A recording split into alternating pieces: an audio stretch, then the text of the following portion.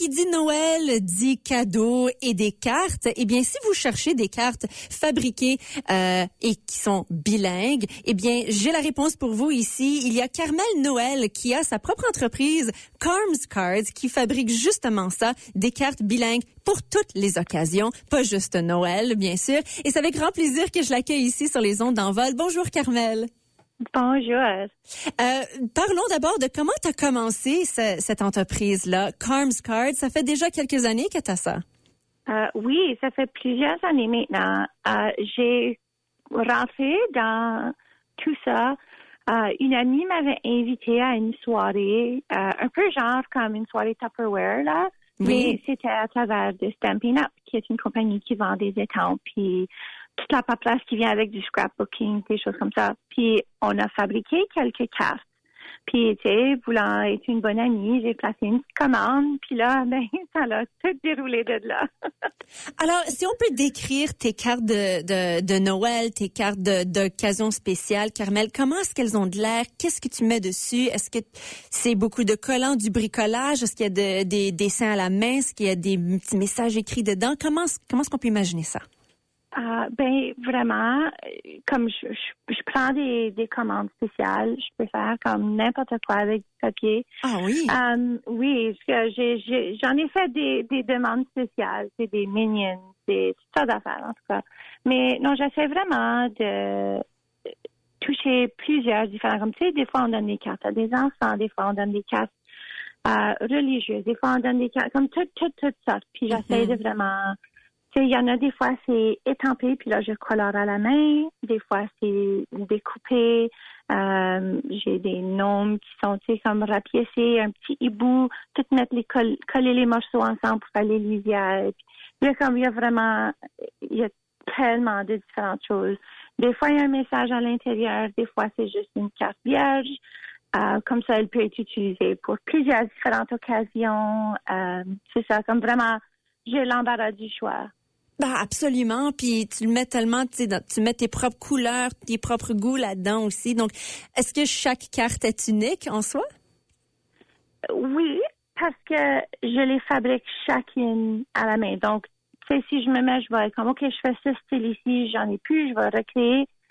Ils sont tous un petit peu différents. Tu sais, c'est aligné un peu différemment, ou j'ai utilisé une différente couleur cette fois-ci. Ou, tu sais, c'est vraiment parce qu'ils sont chacune fabriquées à la main. Mm-hmm. Même si je fais toute la même carte, il y a des petites touches différentes à chaque fois. Je veux pas. Ouais, exactement, mais c'est ça qui les rend spéciales aussi. Oui, j'espère en tout cas. Absolument. Moi, je suis curieuse à savoir parce que ça fait plusieurs années que tu fabriques des cartes, Carmel, et que tu reçois des commandes spéciales aussi pour en faire. Je suis curieuse à savoir, c'est quelle occasion qui est le plus populaire, qui demande le plus de cartes fabriquées? Ou est-ce que ça change chaque année pour toi? Ben, majoritairement à Noël. Oui, hein? OK. Bien sûr, les gens, oui, majoritairement. Mais j'ai aussi beaucoup de demandes, surtout en français, pour des cartes de condoléances. Oh, wow! Oui, parce que c'est pas facile d'en trouver en français. Mm-hmm. Et puis ça c'est souvent des commandes qui me viennent avec raison dernière minute. Donc, j'essaie de toujours en avoir en stock. Mais c'est ça c'est probablement autre que Noël, c'est probablement la plus grande carte en demande. C'est des cartes de condoléances, de sympathie. Mm-hmm. As-tu beaucoup de demandes pour des cartes en français ou même dans les deux langues? Oui, j'ai parfois quelques cartes bilingues ou qui peuvent être utilisées. Tu sais, si ça dit juste Noël, ça peut être utilisé en anglais ou en français. Mais quand je vais comme à des marchés, parce que j'essaie de faire des petits marchés où il y a plus de demandes en français pour pouvoir servir cette clientèle-là. Donc, majoritairement, les cartes que je vends sont en français. D'accord. Oui. Mais justement, je voulais savoir parce que on se demande où est-ce qu'on peut aussi te trouver si jamais tu sors pour participer à des marchés artisanaux. Participes-tu à un marché de Noël bientôt? Oui, justement, samedi, le 6 décembre, je vais être à une vente communautaire ici à Lorette, parce que je vis à Lorette. Et puis, ça fait, je sais pas même pas combien d'années qu'ils le font. C'est la Bibliothèque Tachée fait un gros marché de Noël le premier samedi de décembre. Puis ça donne, c'est le même soir que notre petite parade de Noël aussi. Alors, c'est tout le même jour. J'entends qu'il y avait une petite parade de Noël, comme au centre, sur la main road, là, à Lorette? Oui. Oui, c'est ça, à chaque année. Puis là, on arrête tout devant l'église. Puis là, notre beau sapin devant l'église se fait illuminer pour la première fois. Il y a des petits discours.